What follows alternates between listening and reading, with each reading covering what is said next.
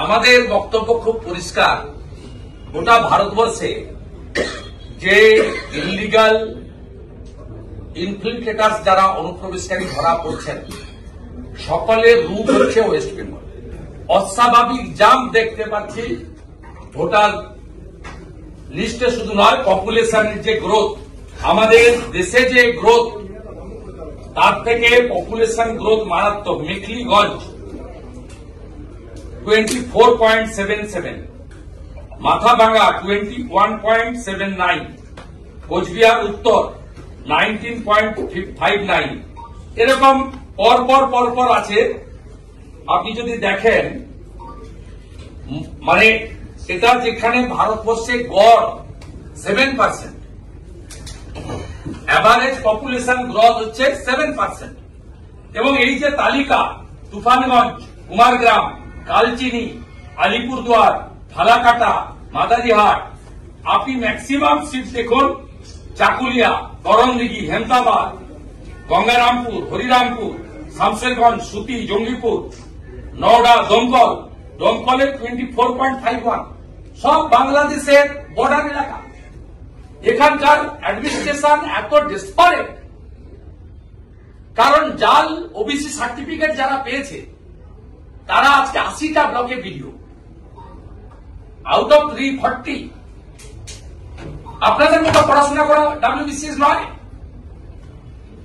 80টা ব্লকে out of 340 যাদের জাল ওবিসি সার্টিফিকেট, তারা ভিডিও, তাদের কাছ থেকে তারা জানেন যে মমতা না থাকলে তাদের চাকরি থাকবে না, কারণ তারা ফেক ওবিসি সার্টিফিকেটে বা এই পার্টিকুলার কমিউনিটি তারা সব ভিডিও পোস্ট হোল্ড করছেন।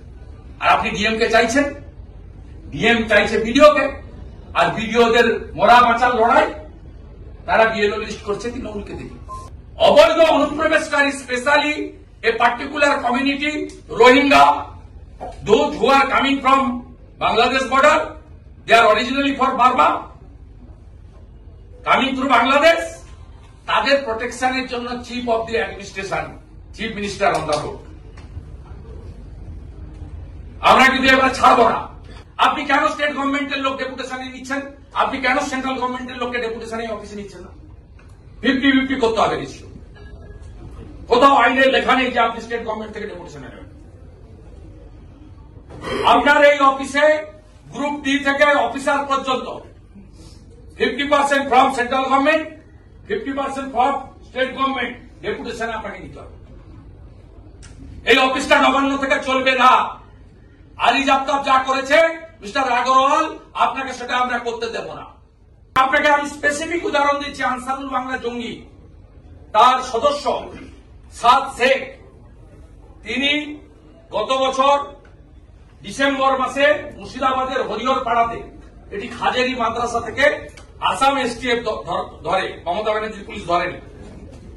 সেই সাদ শেখ 3 বার পশ্চিমবঙ্গে ভোট দিয়েছে।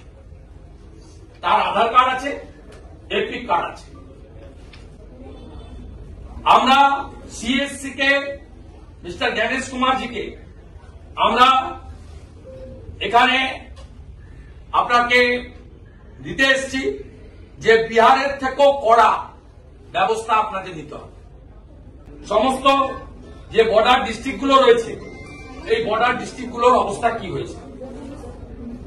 আমাদের বক্তব্য খুব পরিষ্কার। আমরা বিহারের মতো আপনারা ইমিডিয়েট র্যান্ডাম স্টার্ট করতে হবে এখানে, এটা আমাদের আপিল। আমরা আপনার কাছে এসেছি ন্যাশনাল ফ্ল্যাগ নিয়ে, রোহিঙ্গা অনুপ্রবেশকারী মুক্ত পশ্চিমবঙ্গ চাই। এই রোহিঙ্গা মুসলমান মুক্ত ভোটার তালিকা করতে হবে। রোহিঙ্গাদের খালাকে, রোহিঙ্গাদের খালাকে মমতা ছি ছি, মমতা ছি ছি, এই দাবিতে বিজেপি লড়ছে, লড়বে।